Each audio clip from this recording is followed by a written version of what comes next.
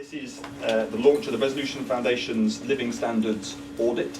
We're quite interested in living standards at the Resolution Foundation. This is our 7th audit. It is in some ways like our birthday.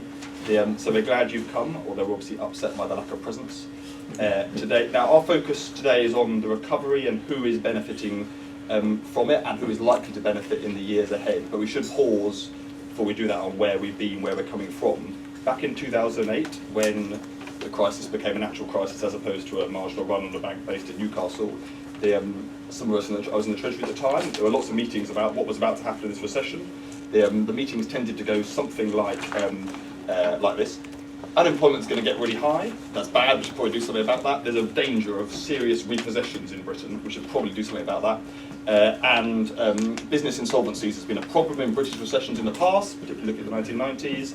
Let's get a plan for dealing with that. At no point in any of those meetings, and this is the British state, so there were a lot of meetings, at no point did anybody ever say the real danger here is that we're going to see an unprecedented squeeze on living standards that goes on for 8 years. No one's seen anything like it since Victorian times, and if we don't have a plan to deal with that, we won't be suitable for governing the country. Here, we're now 8 years later, about 8.5 actually, since the first phone call saying that there looked like there was a wholesale funding problem for a small bank called Northern Rock. That is exactly what we've had. In fact, the living standards squeeze has been something like war and peace. First of all, it goes on much longer than you're reasonably expecting. Secondly, by the end of it, it's been much worse for most people. But right at the end, for a handful of small people, it goes okay and perks up a bit. So this event won't be as long as War and Peace, despite the squeeze being that bad. Now, just some introductions. On the far right is Adam Corlett from the Resolution Foundation. He's going to present you a subsection, I promise, of the audit that we're publishing today. That is obviously available on the website for those that are keen for more pages of charts and facts. I hope you all are. You've shown a level of keenness to be here in the first place. Gideon Skinner on my left is the head of political research for Ipsos Mori. He's going to tell us what the British public actually think is happening to them after we've told you what is actually happening to them. On my right, Heidi Allen is the MP for South Cambridgeshire since the last election and is also on the DWP Select Committee and showed vast political nous to realise that tax credit cuts in over the summer probably weren't the most sensible thing that could be done and got her way. And Polly Toynbee doesn't need much introduction but has worked for many media organisations and is now a famed columnist for The Guardian and is going to take us through. So we're going to cover today what's going on, what's been going on in the recovery, what's likely to be going on in the years ahead, and then where does that leave the politics. Now here's the deal. We're not going to give long presentations with the exception of Adam, who's going to give you a medium long one. So that we can get lots of time for your questions. The deal then is that your questions are less like War and Peace and more like Mouse and Men or Mice and Men or whatever it's called. It's a short book, and in exchange for that you get a lot of answers from the panel. So that's what we'd like to do today. Thank you all for coming, and Adam, are you going to kick us off? Yep, thank you, Torsten. I'm just going to share a few findings from our new report and talk a bit about whether incomes have recovered to their previous peak, the differences between generations, especially with respect to housing, who's benefiting, whether it's the richest or the poorest, and also what the future might hold. So there are lots of different ways to measure the health of an economy, but I'm going to concentrate on household incomes, especially after taxes and benefits, which is probably the best measure of actual living standards. We're just going to start with something to back up what Torsten was saying, that this really has been an unprecedented period. This is real household disposable income, which is kind of a national accounts measure, which isn't ideal. It doesn't particularly define households very well, or incomes. It's quite crude, but it goes back a long way, so it allows for this kind of comparison. So you can see that in the 80s and 90s, at this point after a recession, so about 7 years after the recession started, incomes were around 20% higher at those points. Whereas in this recovery, if you can call it a recovery, incomes have pretty much flatlined for 7 years. Now the rest of my data is from the Family Resources Survey, so an actual survey of household incomes, which gives a good idea of what real families are experiencing. Unfortunately, this only goes up to 2013-14, that's the latest data. So we do something called nowcasting, where we roll that forward using more recent data about what's happened to earnings, employment, and what the tax and benefit system looks like. So we take that forward to 2015. So you can see that median incomes rose before the crisis, of course, had quite a significant crash, and then started to recover towards 2013. And then in our nowcast, we show that they've continued to recover, and that actually median incomes are now higher than ever before. They've reached that pre-crisis or around the crisis peak. And there's a similar picture for mean incomes, overall average, where they're now back to where they were before the crisis. But you might see there's a bit of an increase actually in real incomes after the recession started. That's because we're using RPIJ as an inflation measure, and mortgage costs fell quite a lot due to the bank rate falling. So you get a bit of a bump there, but there's a similar picture if you use CPI.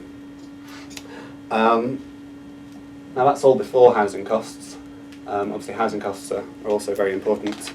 There's a roughly similar picture after housing costs, but you might see that in the dotted line, the growth in household income since 2002 has been a bit slower if you account for rising rental and house prices.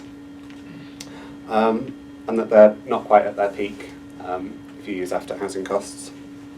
But the difference is a bit more dramatic if you look at different regions. So on the left, income growth post-crash has varied quite a bit between regions, with Scotland at the top, Northern Ireland performing the worst. But if you look after housing costs on the right, there's quite a bit more variation across the country. And London is especially interesting, where before housing costs it seemed quite reasonable income growth compared to the rest of the country, but after housing costs it's seen by far the biggest hit. And we can also break down the data by age groups, look at the difference between generations. So as you may know, pensioner incomes, this is median incomes again, have performed quite a lot more strongly than working age households. Since 2002 have grown much more rapidly. There's still been a bit of a hit post-crash, of course, but they've performed much better. Working age households, in comparison, are basically only where they were in 2002 in terms of median incomes, and actually slightly below if you look at after housing costs. And that wedge between pensioners and non-pensioners is even greater after housing costs. So it's worth exploring housing in a bit more detail. This graph shows home ownership by age, back around the turn of the millennium.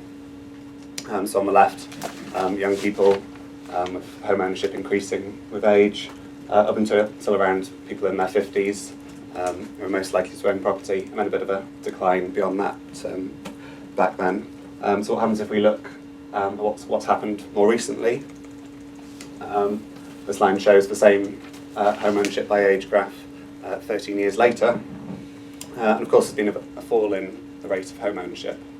But that's not even across age groups. Actually, for those above 60, home ownership has risen. And as you might imagine, those people who owned property 13 years ago, especially the baby boomers, have simply continued to own the properties that they bought. And the decline in home ownership is amongst young people not being able to get onto the housing ladder at all. So that's for young people of all incomes. If we look at just those on low to middle incomes, which are our focus here at the Resolution Foundation, the decline in home ownership and the rise in private renting is even more dramatic. Back in 1997, almost 60% of this under 35 low income group own their own homes. Today that's only around 1 in 4. And if we look at London, of course, the decline is even worse, and it started from a lower point as well. And again, this data only goes up to 2013-14, so today we might expect that the number of young homeowners on low incomes in London is now even closer to 0. So the home ownership prospects for people on low incomes in the UK don't look great, but how does the distribution of income growth look? And how does that compare to other periods? So this is what our nowcast suggests. This is how growth has been shared over the past few years, with those on the left being the poorest and the richest on the right. And we see that income growth has been actually quite even across the distribution at around 1.5% per year in real terms.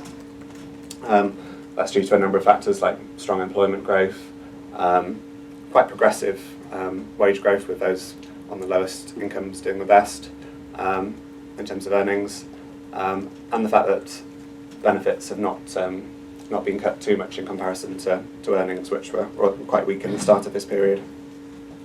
That's actually quite similar to the pattern around the turn of the millennium, where there was a period of strong shared growth in household incomes. If anything, the bottom half did the best, aided by things like the minimum wage and in-work support. But then that didn't last, and there was a slowdown in household income growth even before the crisis. And even worse, those at the bottom did the least well, and those at the top were hit less hard. It's important to understand what happened during the squeeze, where actually those on the highest incomes received the biggest hit. That's largely because, as Torsten said, the crisis was felt in terms of earnings, and so those with the most earnings were hit hardest, whereas those on low incomes were protected by the safety net somewhat.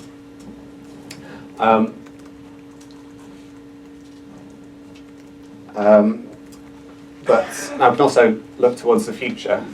Obviously that squeeze was actually helped reduce inequality, and we saw that the more recent recovery has been fairly even across the distribution, but that's not necessarily what the future holds.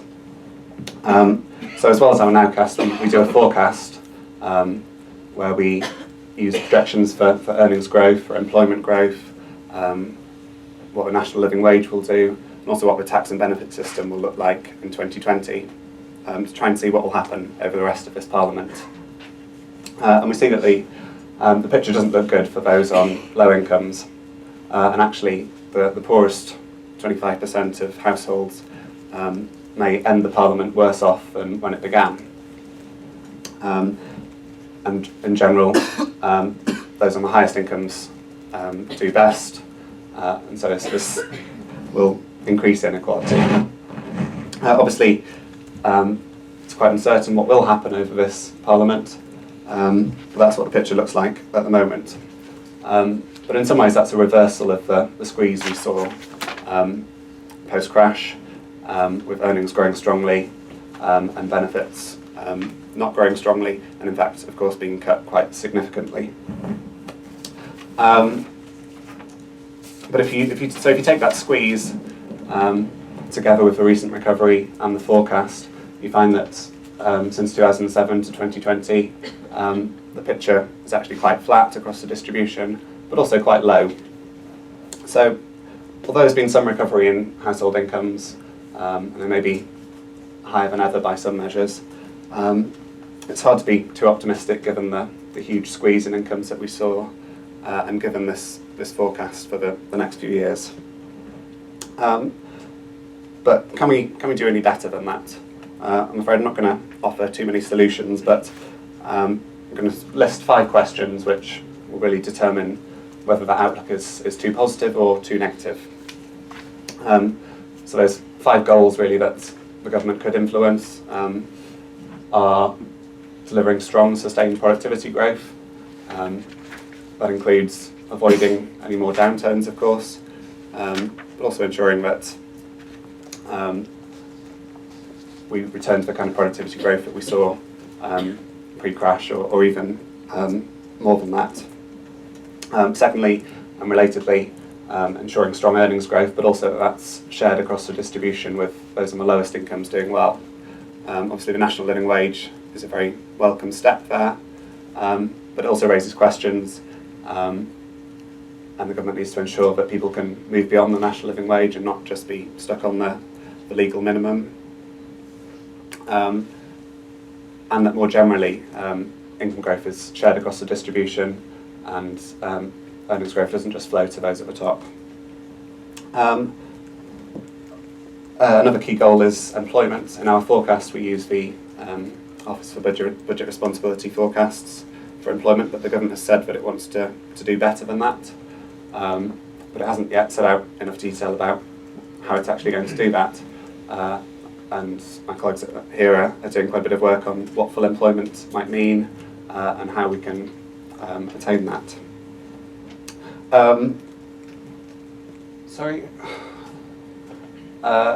Fourth, reversing some of the most punitive welfare cuts. Obviously we've had a bit of a big U-turn on tax credits, but the same cuts will continue in universal credit, and that plays a big role in reducing those incomes at the bottom towards 2020. So any action to reverse that would certainly help. And finally, ensuring that housing costs are kept down, building more homes. Interest rates, of course, are also important for those who already have mortgages, and costs more broadly. Obviously, low oil prices have helped to boost living standards recently. But that big decline that we saw can't continue indefinitely. So those are my big questions. These are really big questions in any parliament, but given the squeeze in living standards that we've seen there, more important than ever. I look forward to hearing what the other panellists have to say in terms of what we could do. Thanks.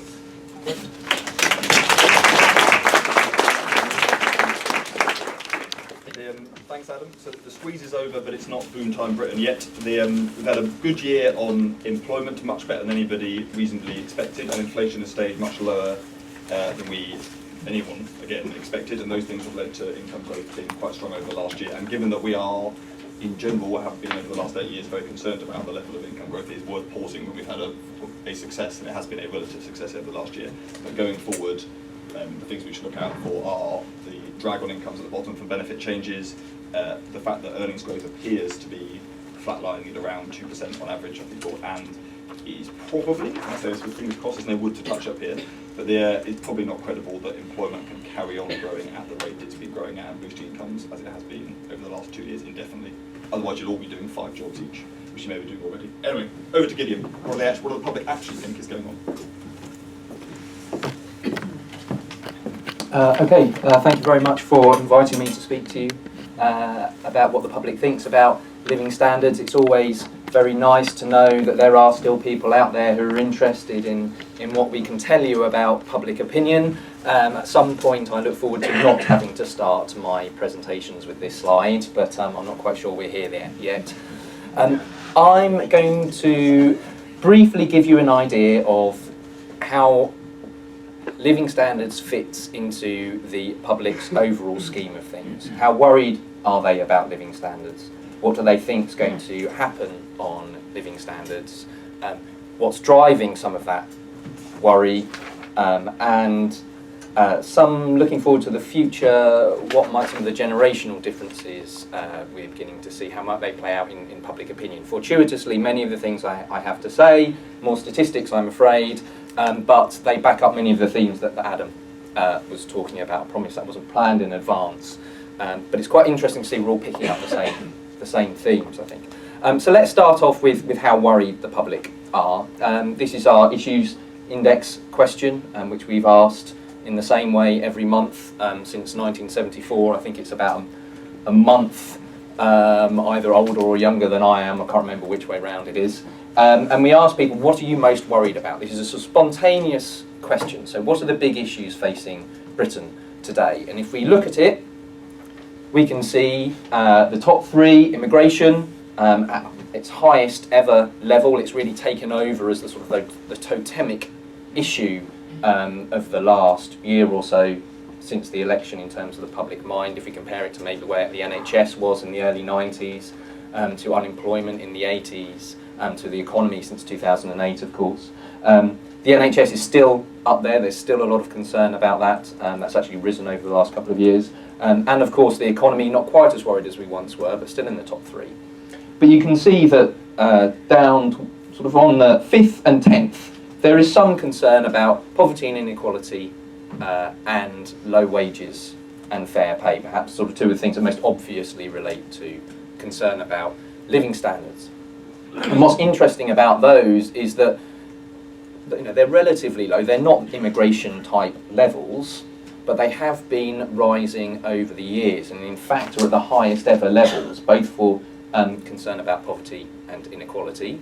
Although, just as a very slight aside, the public is always conflicted around poverty and welfare cuts and some of those points. So whilst concern is growing, at the same time, at least half of the public think that something needs to be done around welfare reform. So concern about poverty is growing. I'm briefly going to take a bit of time away from the statistics just to remind ourselves that it's not just about the numbers, that there are real people involved here. And this is from some research, the qualitative research we did for the GLA. This one, I've got two young girls, and this one really stood out to me as someone who's sort of suffering from, really at the sharp end, from food poverty. This single mother says, basically, she can't invite her son's friends over to stay because she can't afford to feed them. That struck me, and she just finds it embarrassing there and to speak to the parents. So it's always worth remembering, there are real people that we are talking to in our work. There are real people behind all these numbers. Just to go back, similarly, increasing under the radar is concern about low pay. Again, recently reached its highest ever recorded score, and especially concerned are young people, BMEs, those in London, and Labour supporters as well. And really strikingly, especially in London, is concern about housing. Everywhere else, immigration is the top issue, not in London. In London, housing is the number one issue. Really, and it's been growing across the country, but especially so in London, and the difference is stark. It is the top issue facing Londoners, again, especially amongst younger, lower income groups. And again, it's not just sort of, we're not just talking finances here. We're trying to think about the impact it has on people's lives. 54% of Londoners say that they are stressed about the costs of housing. And that rises to 3/4, 3 in 4 of private renters. This is a big issue, and all the mayoral candidates have recognised this as well. It's a huge issue, especially in London. So do people think there's the crisis? Perhaps just to wrap up briefly on this point, certainly they do. I mean, 80%, 82% say they agreed with Ed Miliband that there was a cost of living crisis. There's clear concern about this, the kind of the impact of the financial crash on the public's expectations over the last 7 years or so, I think has been profound.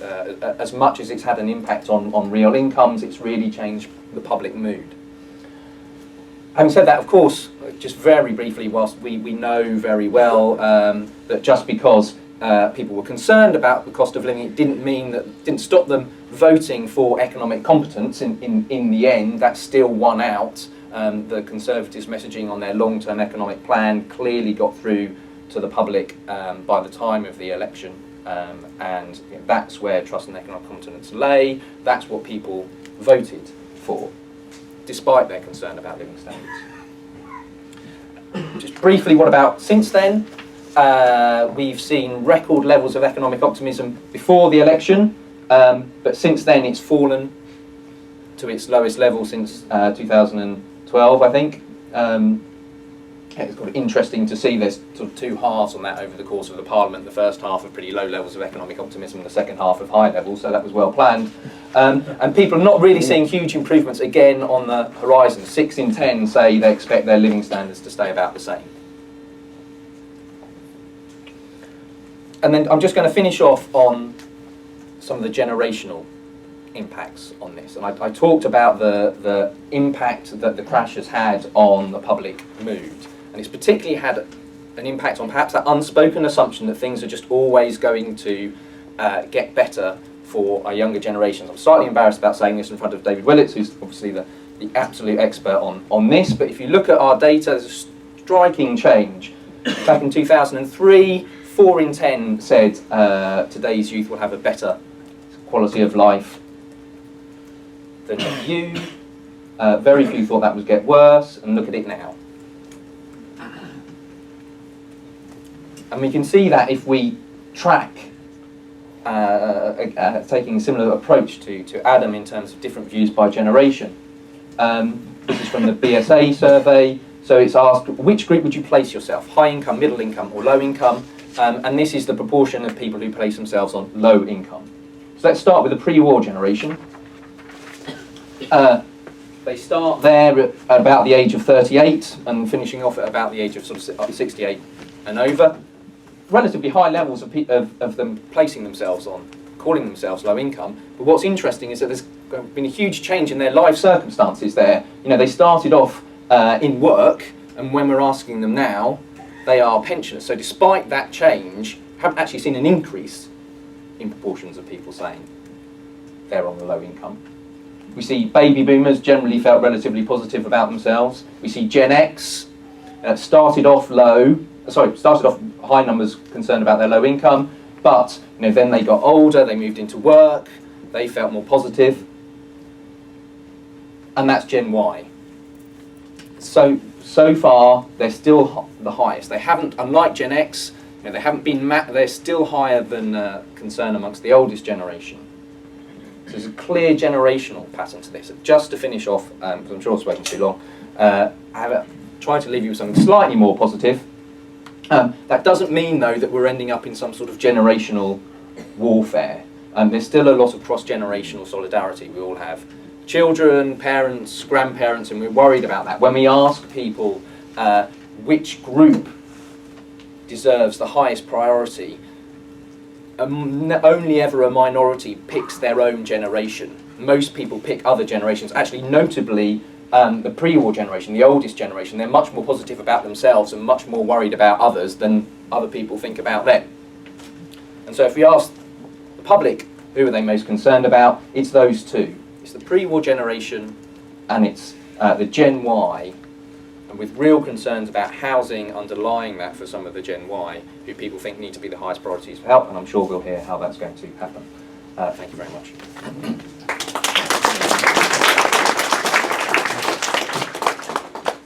Great, thank you, Gideon. And it's reassuring that the public's concerns are not totally divorced from what is actually happening to them, although that's not a universal truth. Heidi, where does that leave us, politics, the world? Oh, gosh. And I've got to do that in 7 minutes? Yeah, that's right, it, fine. Well, positively, overall signs are good. Finally, living standards are starting to creep, and I use the word creep, in the right direction. That median income is beyond, finally, the 2009 high. And equality is a little bit better. But you'd be a fool to ignore the fact that super low inflation has been a helping hand, but not one through our own creation. Jobs growth and weak pay, yes, that's probably overall, while you're coming through an economic recovery, it's probably the right approach because it spreads that burden across as many people with as little impact as possible. But obviously it's not sustainable. And if you believe that equality has improved a little bit because we've capped some of that very, very high pay and we've protected people at the lowest level so far with relatively soft benefit reductions, then to me that feels a little bit like we've been squeezing the toothpaste tube at both ends, but actually we're not addressing what's in the middle, and that's this population of low and middle income families. And I believe that government does know this. I do think they get it. So I'll try and focus on what I think their plan is, whether it's working, and whether there's room for a little bit of tweaking. And there are 4 key areas. The intergenerational problem, the golden oldies versus the youngsters, or Gen Y as we call them. I think broadly speaking most people would agree it's right that we protect pensioners, and this triple lock has obviously been very, very popular. You know, traditionally pensioners have had fewer opportunities to improve their situations. They're at the end of life, so to speak, economically, so it's right that we've offered them protection. But I'm wondering if this is maybe starting to change.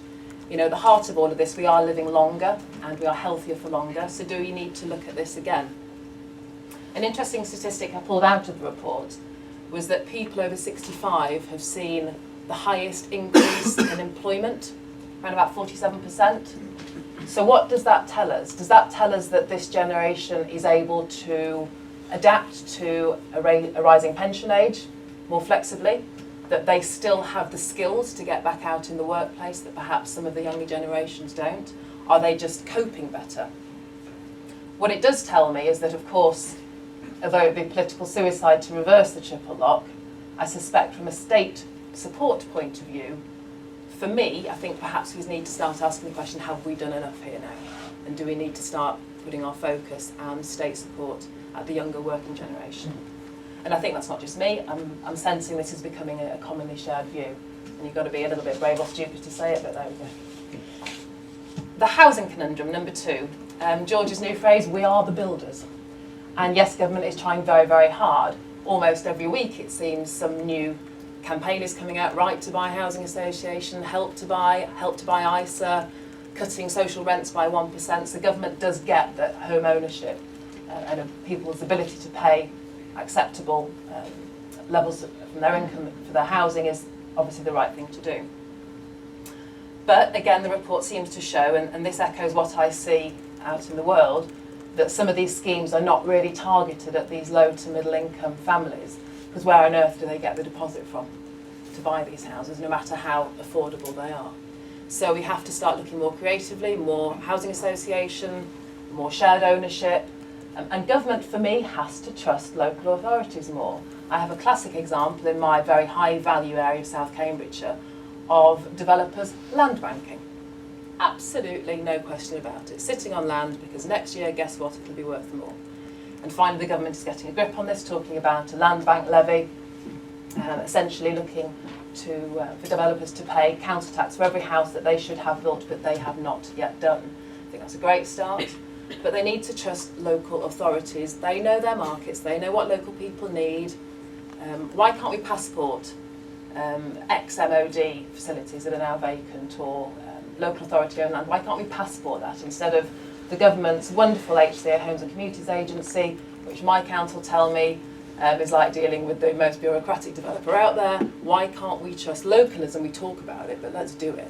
Let's have our local authorities who are not interested in profit, they're interested in building a mix of housing for the local community.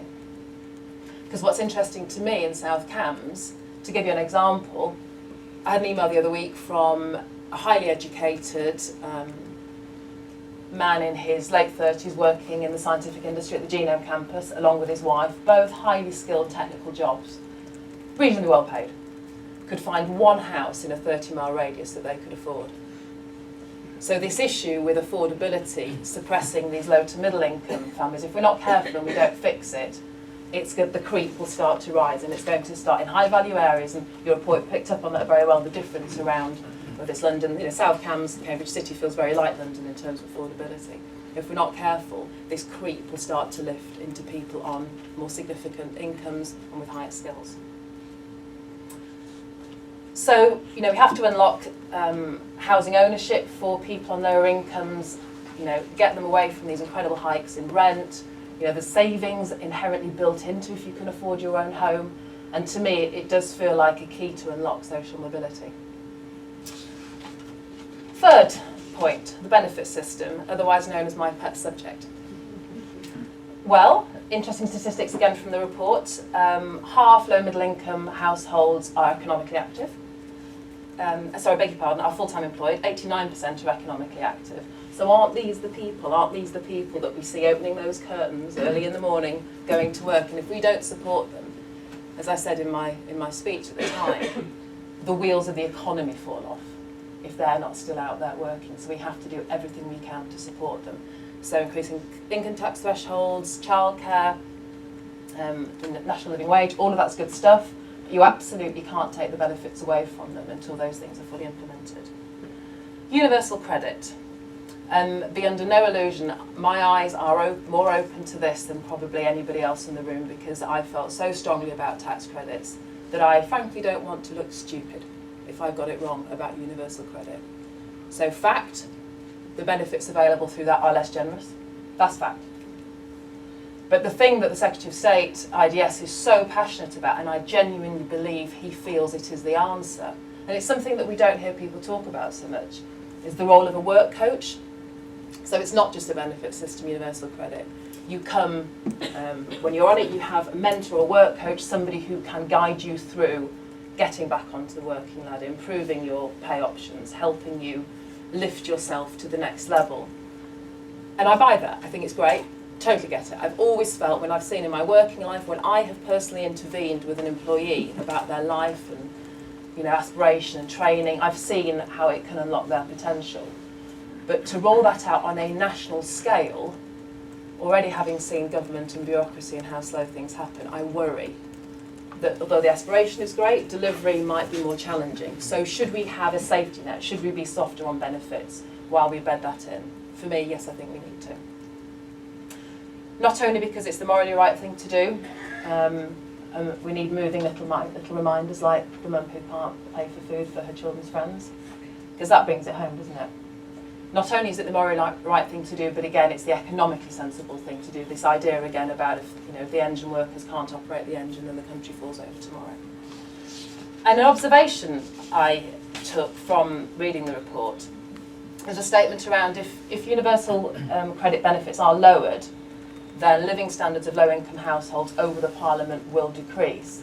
So that tells me that over the last 5 years, we haven't significantly, those families haven't significantly improved bettered their chances, if you like. They are still heavily reliant on the state, and if we pull that rug away, then their standards will fall. So have we fixed the benefit trap? I don't think we have. And we need to make sure their prospects are improved before we pull that rug away. The statistic in there, 70% or so of low middle income families have less than a month's worth of savings in their banks. You pull that rug, and where do they go? So the last point, earnings, moolah, wonga. We need to get people able to earn more. And again, the government does get this. National living wage, great, it's a step in the right direction, but is it enough to compensate for lower benefits? No, it's not. So yes, it gets this. Government is introducing other measures, childcare. It seems lots of low middle income families don't use childcare opportunities in the same way as higher income. However, it's one of the government's flagship policies. Why don't more people know about childcare that's available to them? It needs to cover all ages.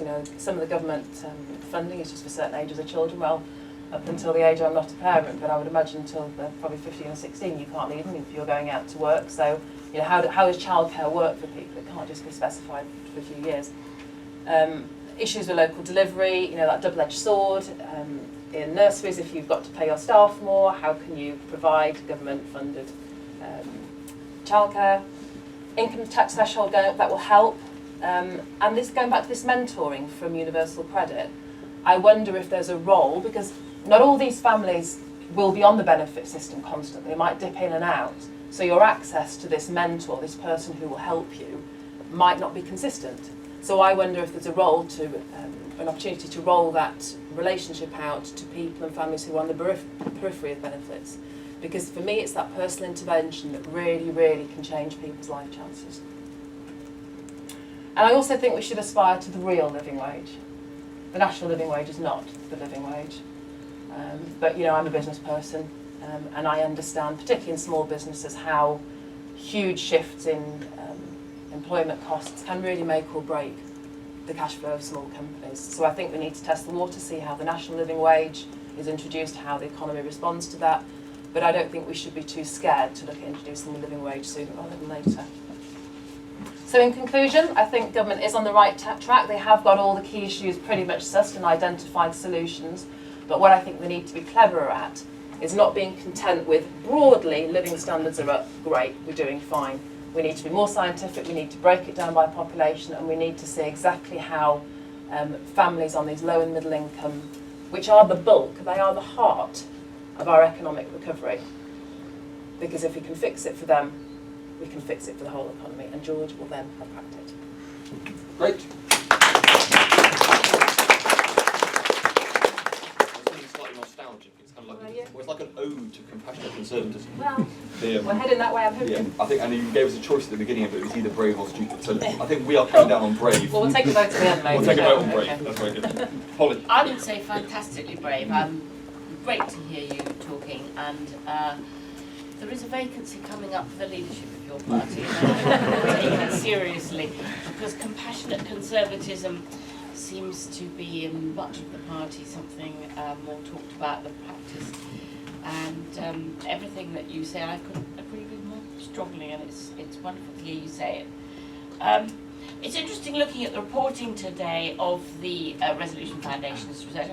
Pick up the Guardian, and it's extremely positive. Longest squeeze on households in living memory finally come to an end.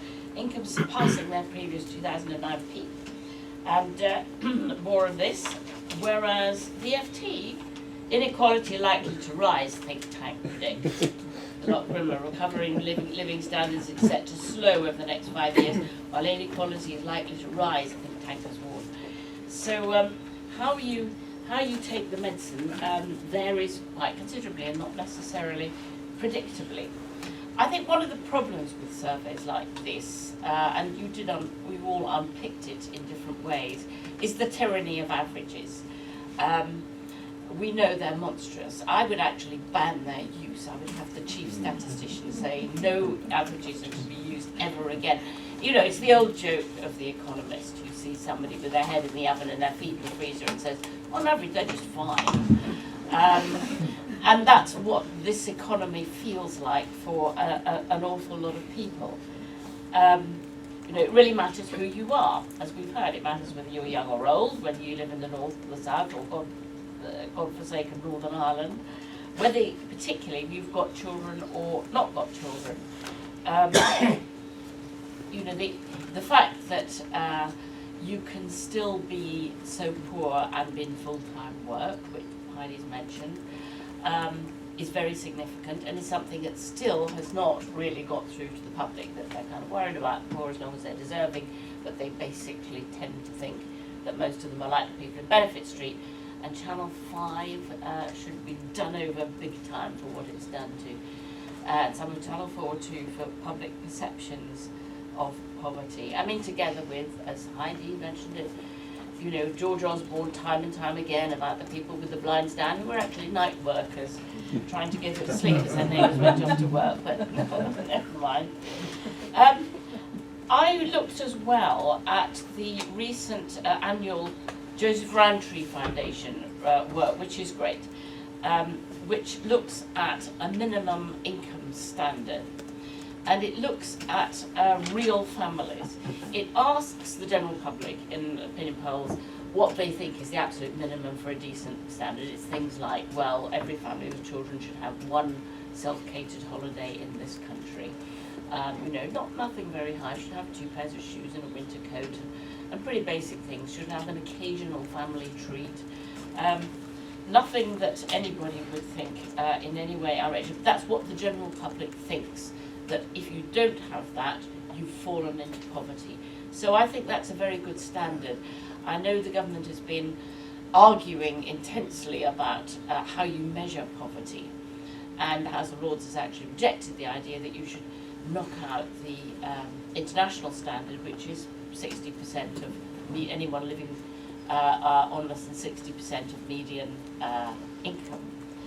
And so there's more discussion to be had about that. But I think the minimum income standard is pretty good because it shifts with people's perception of their own lives and lives around them, what it would be to be a child at school and to be sort of in the conversation, as opposed to when the teacher says, write the little essay about my summer holiday, or the kid who didn't have one. The children who come to school and they're, you know, looking in on a world they can't belong to. That might even include never having played with an Xbox, things of that sort, or you're just not part of the national conversation or not part of the playground conversation.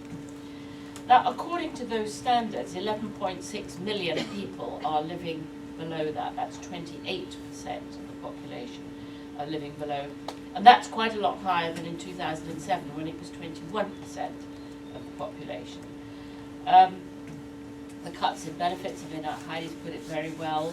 have outweighed the minimum wage rises and will do again under universal credit against the national living wage. The important thing about these living standards, though, is the nature of the family.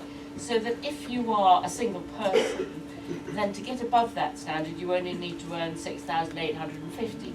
But if you are a family with an earner with 2 children, then you need £36,060, and that is, a very difficult thing to average out into surveys of this kind, but is incredibly important. There's a good research today about the cost of bringing up a child, which anyone who's got children will absolutely know.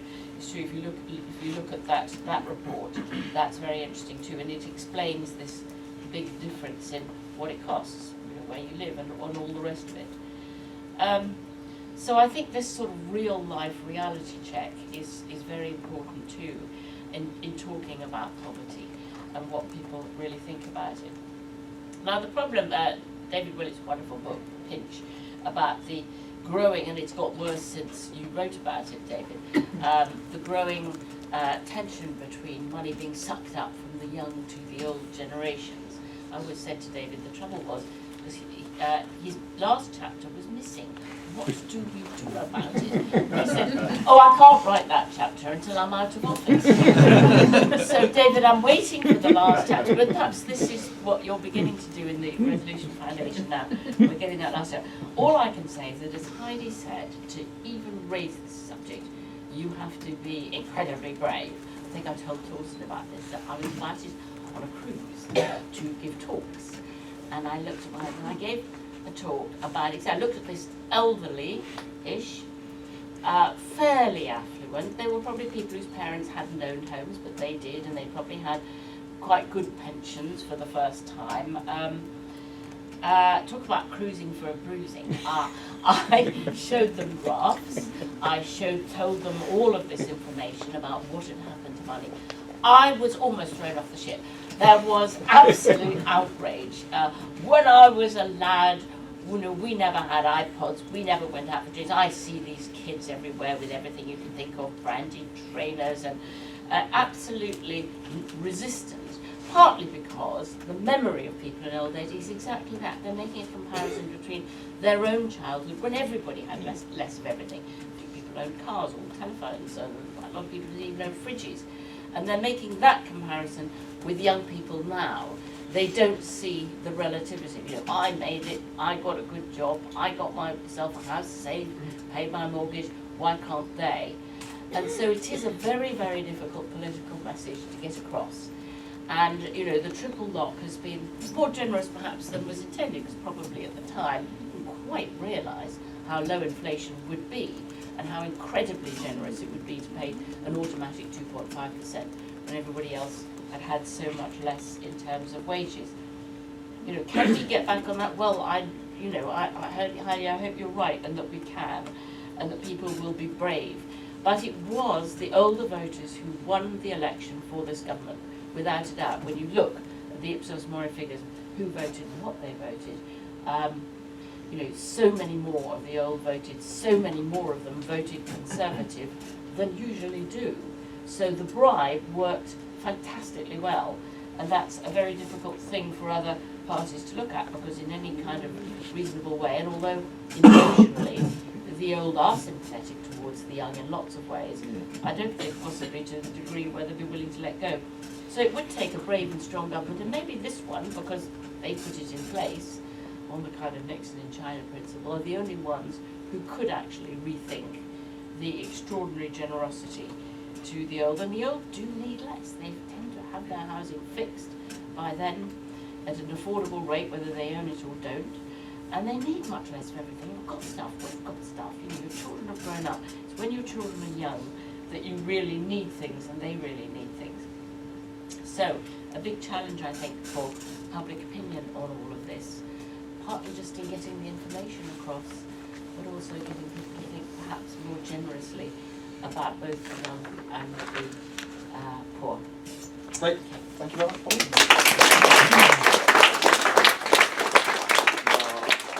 we are universally happy that you did not get thrown off the boat, because it means you can be here today. There is good. Next time. Right, it's time for some questions. We'll take a few at a time and then get through them. Remember the deal.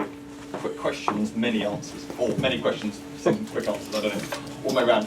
One right next to you. Hi, Chris Wilford, China Institute of Arbitrators. I was just wondering, immigration was such a big concern in that poll that showed there. It wasn't really coming out in the data.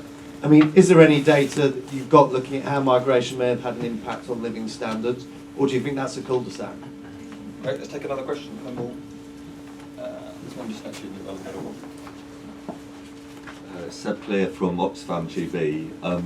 We heard some projections and thoughts about inequality. I just wondered what the panel thought, or how serious inequality was, both in terms of the recovery and in terms of potential productivity gains, and generally supporting people on lower incomes. Question one more. Should we take any? I've had two white men. Anyone else? No, you're going to let me down. There's another white man right in the middle of this. Hi, thanks. Michael Weatherburn from Imperial College. Abstract but very real question. What if Britain votes to leave the EU? That is a large question. Right. We've got immigration, inequality and productivity, and leaving the EU. Heidi, do you want to start off on leaving the EU? You've given us a referendum. What is going to happen? Well, I can obviously answer that very easily. Oh, crumbs. Honestly, I think whether we stay in or we leave, we'll just get on with it. I think Britain is incredibly resilient. We will find our own path. You know, there are pros and cons with all of it. You know, I'm still a bit of a fence sitter myself at the moment, to be honest. You know, I'm a business person. I wouldn't sign any contract until I'd seen both sides of the deal. And we need to resist all temptation to second guess how it's going to go, I think. I'm not an economist, so perhaps, you know, Torsten can give a better view, but I think in terms of our ability to handle inequality, that's within our gift, regardless of whether we're in the EU or not. We just take the first question and the third slightly together. So obviously, on immigration, so the factual answer on does immigration have a very large effect on UK wages is that the evidence exists on a macro level. So the country as a whole, all workers, is that it does not have a large negative effect on wages across as a whole. Yeah, that's what all our academic economists would say. That's what we haven't done a lot of work on this, but that is a very firm consensus. Obviously, that is the opposite of what most of the British public thinks. Yeah. And the reason for that is because once you start looking at specific geographical areas and specific sectors, you do start to see some effect on wages at the bottom of the income distribution from an increase in immigration, which obviously increased a lot since the mid-2000s. Although that is still statistically it's relatively small. It's smaller than anyone's perception would be. But I think the harder question, which links to the Seb's question about inequality and productivity, is: do we believe there's what can you measure about wage changes that you actually see, which is you can measure. What you can't measure is how businesses up and down this country choose to compete and choose business models and choose ways of doing business that rely on there being a basically limitless supply of relatively cheap labour. And that, over a longer period of time, clearly will lead to different. Anybody here from Wisbech, which is a bit north of your patch? But Wisbech is my classic example. Go and spend a day in Wisbech Job Centre. Wisbech is surrounded by I'm quite anti-flat bits of the country. Okay, so around Wisbech is very flat. It's food processing largely. Salads, all your packed salads, also coming around there. There's lots of food factories. Most of the staff from those are coming from immigrant labour. Most of it is and they are doing a lot of manual labour that could be done by machines. Could be. Now, and were it done by machines, there would be higher income. There would be less of them, but there would be higher income jobs in those industries. That is a business model choice, and firms choose those choices on the basis of the world as it is. Yeah, and the availability of immigration does affect that. So it is wrong to say immigration's a disaster. They've come and taken all our jobs and they've pushed down wages. There aren't enough of them, even if you believe that. Could happen in individual cases. There's not strong evidence for that. But over time, business model choices by firms will affect that. That brings all the questions together. Polly, Brexit/immigration. I hope to God it's not going to be Brexit. I think the prospect of what the next 2 years would look like, of intense and painful negotiation with a pretty angry and fractious European Union endanger itself, then might have precipitated further breakups, further demands. The idea that we would get any kind of good terms when they were all in trouble, angry with us, angry with each other, migration is part of it too. I think we'd be precipitating ourselves into a dismal couple of years and a bad deal at the end of it. And talks of Norway and Switzerland and all of that seem to be absolutely the votes. On the productivity question, I have great doubts about productivity figures, and I try and get my head around it, and I talk to economists about it. But I kind of don't like it because it's very different in different sectors as to what it means. And if you add an extra nurse into a hospital ward, the productivity goes down. You add an extra teacher into a school, the productivity of that school goes down. There are an awful lot of places where you add an extra waiter in a restaurant. The restaurant may feel nicer, but its productivity goes down. Unless you think the best thing possible is everything to be automated, and on the other hand, we're moving towards a service economy where people with disposable income, on the whole, want to buy things where they get more and better service from human beings.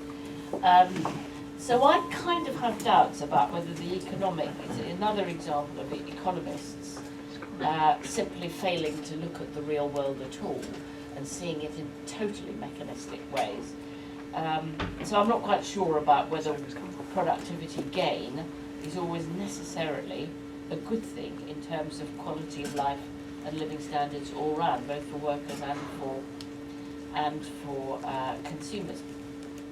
Migration. It plainly does hit very hard in certain areas. You talk to someone like John Denham, who stood down from a Southampton seat, but it was lost by Labour and a lot of other seats. He felt very strongly that there he could actually show, because people could show him their wage slips, that since a lot of construction workers arrived from Eastern Europe, people's pay actually fell. Construction workers, quite skilled people's pay actually fell because there were so many builders, plasterers around that they could do that. So, I think one should be a bit careful about simply assuming that migration is always a good thing or neutral or, economically neutral. Again, I think it's economists not getting it. And the fact that lots of people will do jobs that nobody English will do tends to make everybody despise the low-paid here or people in benefits, not realising that if you've got a family, you cannot take a job that will only let you sleep in a room with 6 other people, boxing and coxing night and day, while you try and store up a tiny bit of money to send home to a much lower standard of living country that you come from. It's simply something that a family, an English family, British family, couldn't afford to do. And yet those jobs are suddenly regarded as the standard. Well, if you won't take one of Elsie and Duncan Smith, if they won't take one of those, it shows they're all lazy. And so in lots of ways, migration does do harm to the lowest paid people, and I don't think we should be busy denying it. Can I add something on productivity? Just want to add something on the productivity thing. I've worked in really highly work-intensive industries. I work for the Royal Mail, and their productivity is very soulless and mechanistic. How many letters per minute can a human being do? But what if productivity means better? Yeah, sometimes, of course. The Dyson model, the best Hoover in the country made by people here, and where the skills are then lifted of those people. We should aspire to better, not necessarily efficient. Sorry? I think they're made in Malaysia. Oh, they're not, are they? I'm a bad example. Have me another example quickly. No! On that happy note, Polly, we were having a bit of optimism there, and you kind of gone and trashed it. Let's assume it's still made here for 5 minutes. No, I just think we should aspire to be better rather than cheaper. Yeah. That's British, isn't it? We That used to is. be able to do that, and with that should come skills, passion, and forward, aspirational. What's the Tory word? Long-term economic plan. Bingo. But that's what we have to build. It doesn't mean about cheap immigration. Cheap. That's the language we've got into. We need to lift ourselves through and above that. Very good. Right, let's get some more questions. I'm worried we're going to not get enough of you. There's a lady here at the front. Molly Hudson from the Trussell Trust. I was just interested, Polly, you said that people need to think more generously about people in poverty. That's something that we see all the time at our food banks, is people in absolutely dire situations where they're at the point where they can't afford food. And then you see massive swathes of the media in particular kind of talking about people in poverty in a very negative way. And I just wonder, how do we break through that? How do we encourage more people to get to a point where they kind of agree that poverty is real and difficult? Great.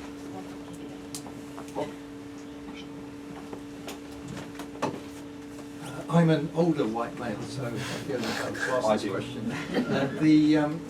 Two of the panellists have referred to the triple lock. I think it's worth making the point that had the government not changed the way it uprated pensions, the state pension would be higher now than it has been despite the triple lock.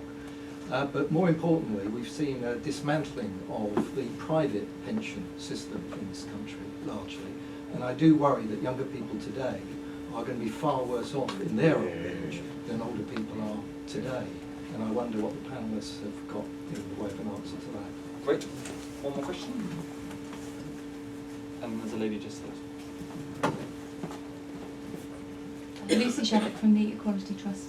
I just wanted to know the panel's thoughts on whether work coaches and universal credit could actually mitigate the disincentivising effects of high effective marginal tax rates of kind of 76% of each extra pound people earn. Okay. Gideon, why don't you kick us off on what the public think about poverty and whether that's right or wrong, how you might go about achieving it. Yeah, so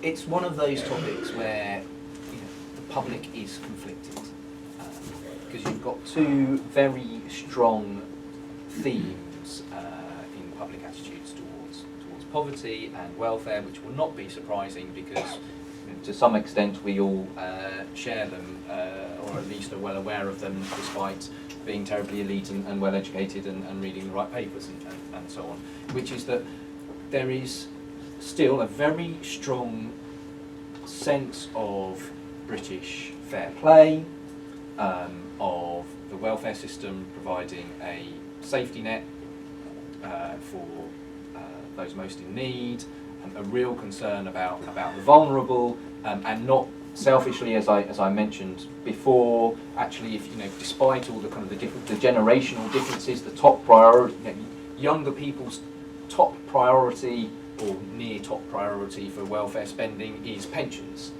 It's not unemployment benefit, which they more directly benefit from, of course. At the same time, and so just briefly, we do that work for JRF about understanding public attitudes towards poverty and what is a realistic standard of living, and people when you start to talk to people one to one, they clearly have a sense of yes, it's not like it was sort of 50 years ago. They change their expectations. At the same time, you do have a persistent view that welfare system needs reforming, that too many, and I hate to use the phrase, but it's still the case, too many quote unquote of the undeserving receiving too many benefits, that too much is going to the wrong group. How to change that is a big and difficult question because there's so many different these are sort of long-term social generational attitudes. It's too hard. You can just say that. Yes, I suppose one thing would be, which does come up every so often, is sort of getting back to that idea of, or maybe encouraging the public so they think about it a bit more. The idea of kind of contribution in welfare. Okay. Helps on that. I'm going to remind the panel that this is meant to be the short answer session. Polly, anything on, this is one of your special subjects. You are personally re-educating the British public about poverty.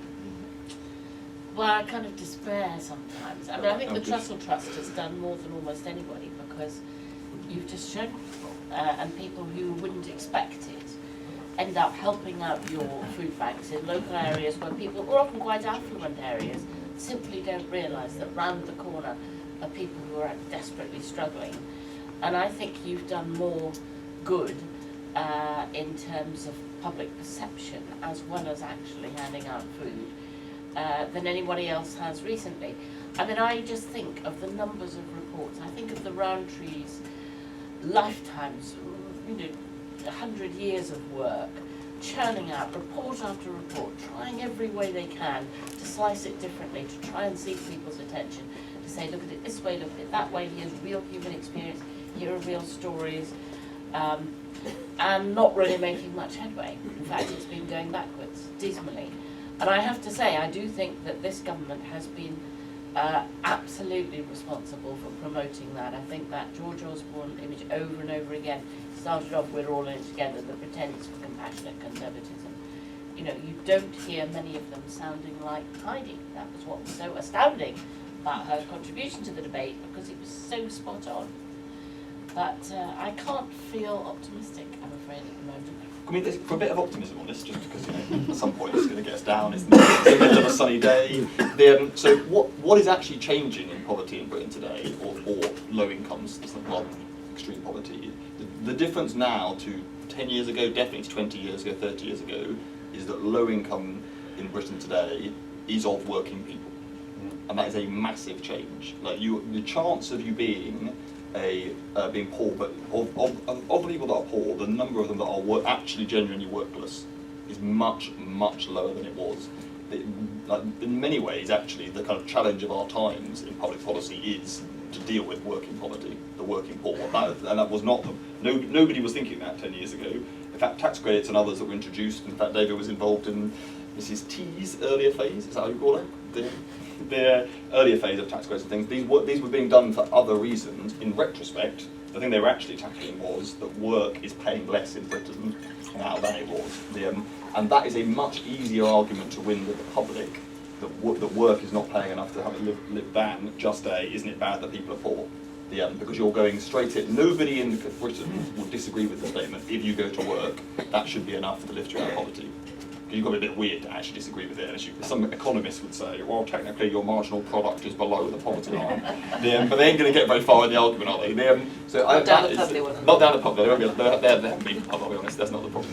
There's a different, not any of our economists, I hasten to add, you all go to the pub a lot. Anyway, so I'm to be slightly more optimistic. Now, the work coaches, you talked a bit about.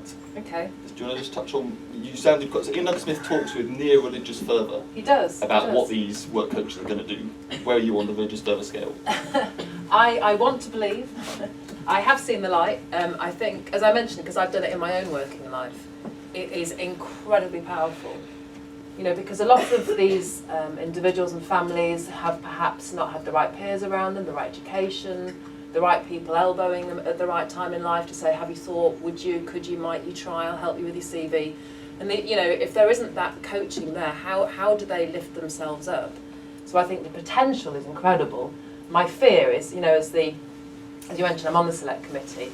We've been doing a lot of research looking into job centres and principally how universal credit's being rolled out, and we visited quite a few. And yes, they might have shiny new chairs and tables, but they still feel, the DWP, those grey buildings, security guy on the door, they don't yet feel like places that have gone through significant cultural transformation to deliver an entirely different service. And that's the bit that worries me. I think the aspiration is there, but turning this tanker ship of having, no longer computer says no is going to be good enough. It needs, personal intervention. And, I keep nagging him. I'd quite like to be involved to help with it, because I think it needs some really personal ownership to make it deliver, because otherwise it could just be an aspiration. Well, don't nag too much, because then you'll get a job, and then you definitely won't be able to come here and say what you say. Really? Yeah, I promise you. It's never knowingly happened. Look how free David is now. He's so relaxed. He's horizontally so chilled. Now he's left the front bench. Right. Now, pension, just quickly, on I'd say two things on your question about pension. One, the amount that what does the state do in Britain today? Yeah? The state is on course for delivering a quite expensive but still value for money compared to most of the World Health Service, which is predominantly used by the old, but not only. And our social security system is increasingly going to be providing pension benefits and not a lot else. Because there are less unemployed people now, we've got an employment revolution going on, and we are cutting back on working age support as a levels effect. And that is very stark, and I would point you towards a piece of our work called something about reshaping the state just done after the autumn statement, about how stark that is. So I wouldn't be too denialist about what is actually going on with the way we spend resources in the country. We are changing what the state does in Britain intentionally over the next 5 years. On your question about private pensions, obviously totally right. That is what is going on. There is, although actually on our optimism theme, auto-enrolment, the automatic forcing people basically into pension saving, has had more success in 5 years in driving up pension saving than 50 years of tax relief, incentives, nudge, all that stuff. And it's being done by this government. It was introduced by the previous government, so it's a cross-party thing. It is a triumph. And so we shouldn't be like. What is true is that the middle class will have lower pensions than their cohort ahead of them. But a lot of the worse off people that had zero pensions in this cohort, and they will be better off. I would say. Anyway, right, one more round of questions. Let's get someone back. We've suddenly got lots of arms. Rob, just right here in the middle. I'm worried I'm missing people looking. There's a lady in the hand. Go on.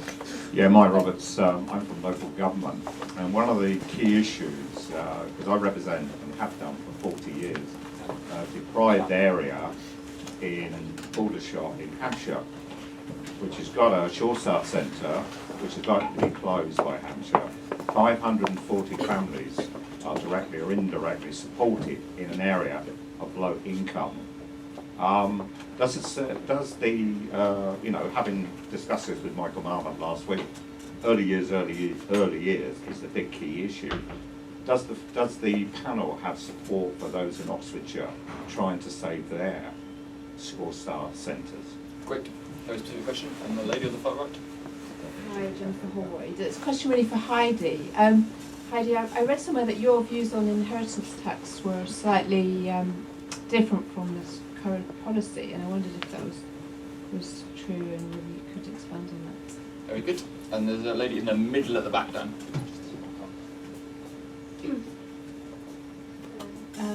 I'm a non-white male, but I'm in a white male occupation, a neuroscientist. What I'm interested in is going back pre-pension, pre-employment.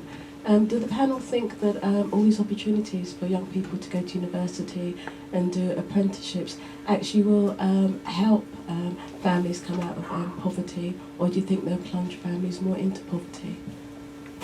Okay, that's 3 different questions.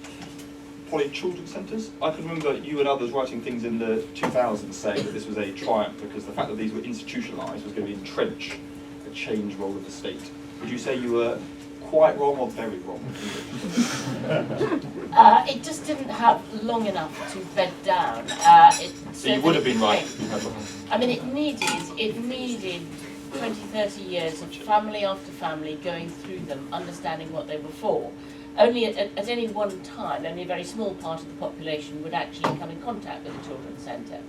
And it just needed that time so that everybody regarded it as like having a primary school or a GP as part of their natural environment, that there is the local children's centre. It took off quite thinly. The best ones were in the most deprived areas and had the most resources.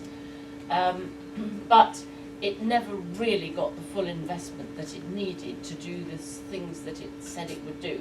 So there were some that were wonderful, that had everything, speech and language and midwives and health visitors are on site, and adolescent mental health, all of those facilities, as well as drop-in centres, as well as outreach and all of that.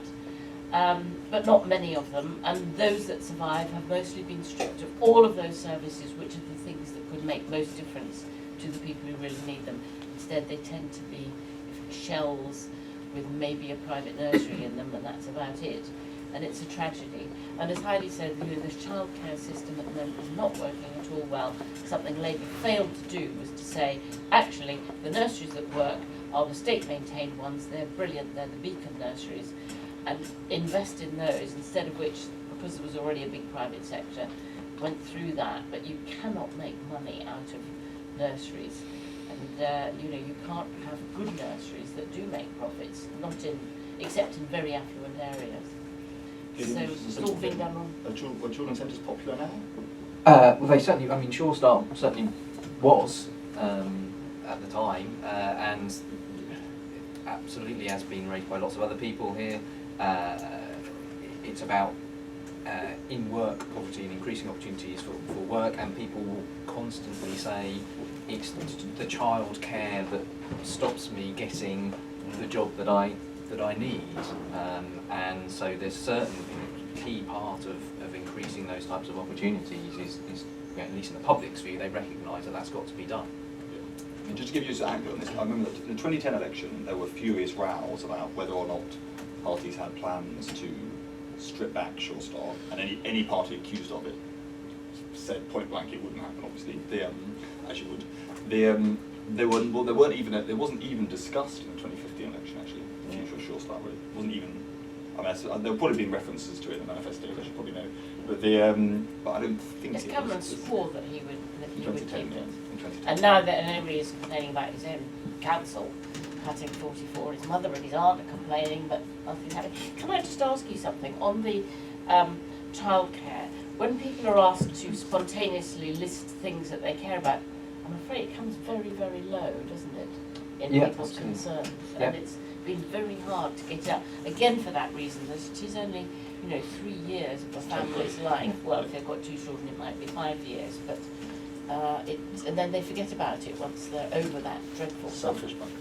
Yes. I mean, absolutely. I mean, that's what happens with. I mean, to some extent, that's the tyranny of averages. I mean, you do get the sense that there are more and more different generations involved in childcare. So, to some extent, then that's part of the kind of the cross-generational solidarity and appreciation of the difficulties. But yeah, I mean, it doesn't hit the top for it.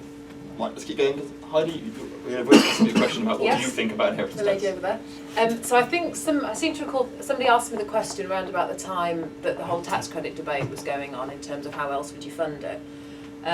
I'm not in the Treasury, nor am I ever likely to be in the Treasury.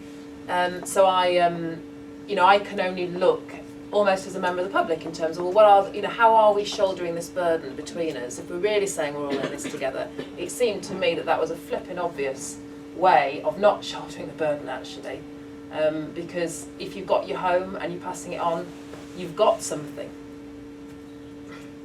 Those that we're trying to protect have little or nothing. So for me, it felt like something we perhaps should have looked at. But as it was, so far, Mr. Osborne, he said no, and he reversed the tax credit, so that was fine, but maybe I'll dig that one out again, see how far would you credit dare goes. go? Because it is an incredibly difficult, sensitive, explosive issue in which people prefer almost any other kind of taxation than inheritance tax, and that's quite true across the political boundaries. Even though only 6% of estates pay. But everybody thinks they're going to pay. Thing, isn't it? Almost none of you in this room are going to pay inheritance tax, however hard you try. We'll have taken it off you for your social care. Yeah, I mean, I'd be brave enough probably to have left it as it was, actually. And Adam, do you want to touch on apprenticeships and degrees? Yeah, I guess to state the obvious, better education will in the long term be a key driver of higher living standards.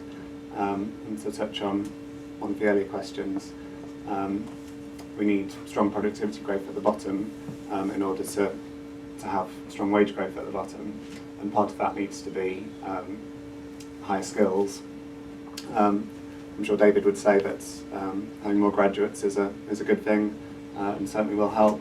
On apprenticeships, there's obviously a big question about the quality of those apprenticeships, ensuring we're not just apprenticeships in name, but actually deliver real improvements in skills, that they're not being exploited. There's an issue with the minimum wage, especially where it's much lower for apprentices, and so if people are just being paid that low wage without benefiting from training, obviously that's not great for living standards. Let's take one last round of questions and then we'll sure let you free. Have you done any work on the quality of apprenticeships?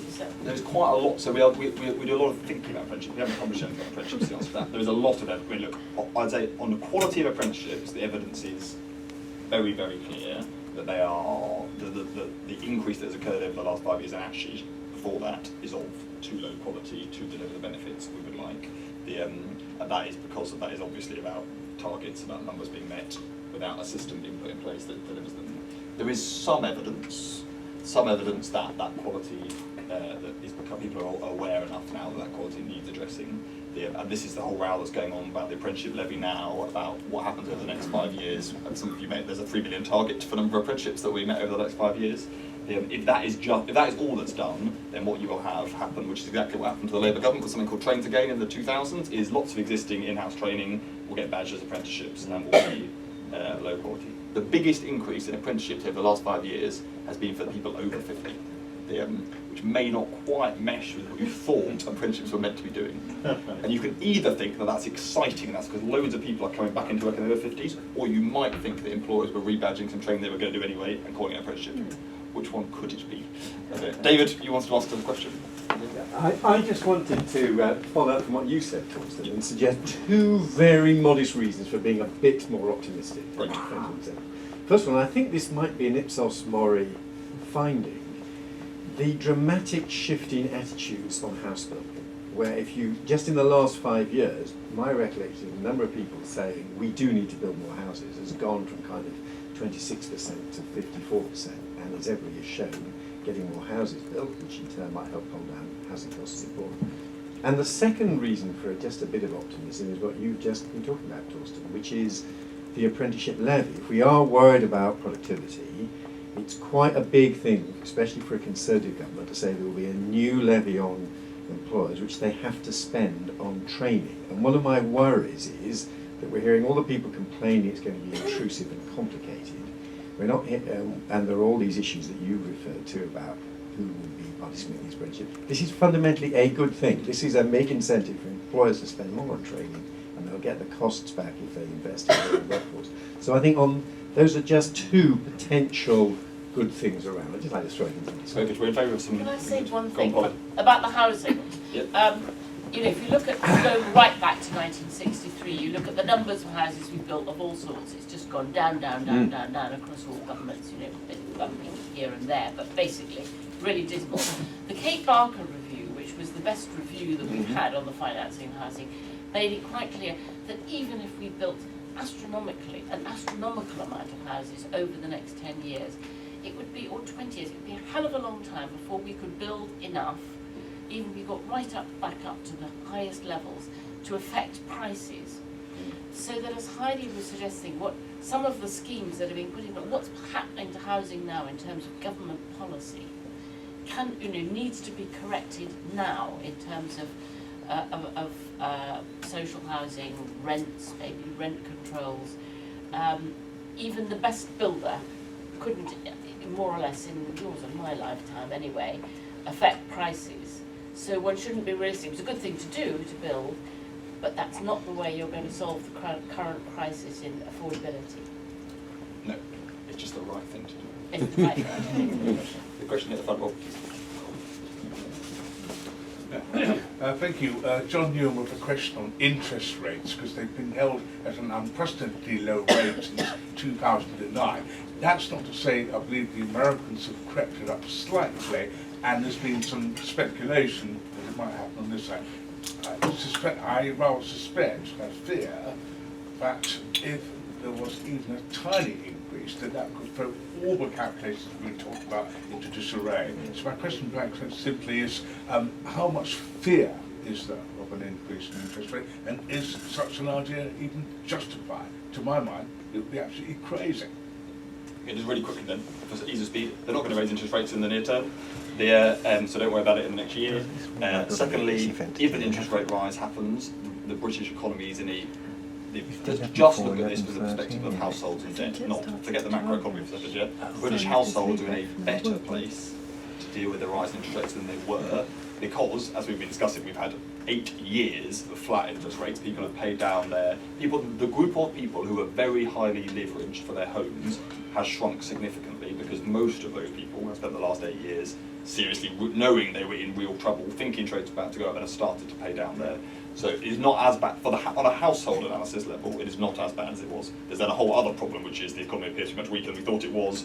The global economy appears to be weaker. Can we deal with interest rates? And will we ever get them off the ground before there's another recession? Those are bigger questions. So that's a different event. One more question, and then we're going to wrap up. Anyone else? There's a question right here, Rob.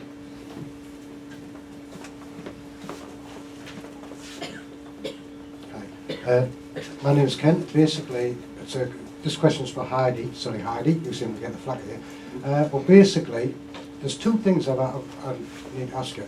The first one is, part of this thing about getting people into good jobs with skills, why is it that under David Cameron, that George Osborne stopped the funding of further education so the poorest people have to pay to go to college to get the qualifications and skills that they need? They can't afford to do that because they can't afford the college fees. That's number one. Number two, shortly after Christmas, George Osborne announced that we shouldn't be complacent about the economy. Why was that? Because just before Christmas, personal debt in this country was at record levels. Credit cards, bank loans, overdrafts, worse than before the economic crisis that we hit. So what is going to happen when we have to pay for that debt again? Are the banks going to want more bailouts? Right. Heidi, you need to get some optimism into the FE sector as a disaster. Well, I think I probably the can, economy is actually. tanking. Okay, right. The economy tanking might be more difficult for me. I'm hoping a handy economist might help me out with that. We'll help with that, yeah. In terms of the higher education sector, Further education, Heidi. sorry, and I have some great FE colleges in my, not in my constituency, but they pull people from my constituency. And there's been a lot of nervousness recently because the government's been looking at a review of the whole sector. And we're going to be one of the last to go through that, principally because I've had meetings with the relevant ministers. We do it pretty well. The government is looking at parts of the country where there's overlap, where there are courses, because it's a little bit chicken and egg. Do people come to you because that's the course that's needed by the... It's about the money, Heidi. It's about the money. Yes. Poor people, that are in low pay or unemployed, that want to better themselves, cannot afford £600 a year to go to college to get an NVQ or something, which they used to be able to. But the problem is... Let Heidi answer the question. But the problem is, what I was coming to, is there are a lot of colleges who've been pushing out courses that are neither use nor ornament to any local economy, and the government rightly needs to get rid of some of that. So then guess what? If you've got the right number of colleges delivering the right skills training for that local environment, and they're working closely with the LEPs to make sure that local colleges are putting the right course on, then the funding can be shared around. At the moment, government is subsidising colleges that are not pumping out the right qualifications for the local economy, and that has to change. But we've got to separate the wheat from the chaff. Every course you have to pay for. Well, no, that isn't true. But what is true is that more courses people have to pay for than they did. But the truth is, the under-provision of decent quality FE is a problem that parties of all parties have failed to deal with for the last 20 years. When I was leaving government in 2010, it was our biggest failure. Yeah. So there's but it's a big challenge. Right. I think we're going to take one question, then we're going to wrap up. Anyone else? Are we done? No. There's someone right at the back corner. In the first set of slides, there were kind of the recommendations, and one of them was about full employment being kind of something that could really help make living standards better. How should full employment be defined when there are so many people in kind of working poverty? Well, that is almost like we staged your question, because you can come back here to this room to the launch of the Resolution Foundation's report on full employment, the first chapter of which will cover how to measure it, and I mean you will have to be very interested in how to measure it to get all the way through the first chapter. So I think I probably shouldn't give you the answer now because I have nothing to press release. Is an Uber driver employed or not? The answer to that legally is no in the current climate. Although actually the report doesn't cover that. But since you've answered that question, right? Thank you for undermining our plug. It's very kind of right. Thank you all for coming. It's been great. I hope that wasn't as painful as War and Peace, or at least not as painful as the war bit. Have a good day. Enjoy the sunshine, and we hope to see you at another event soon.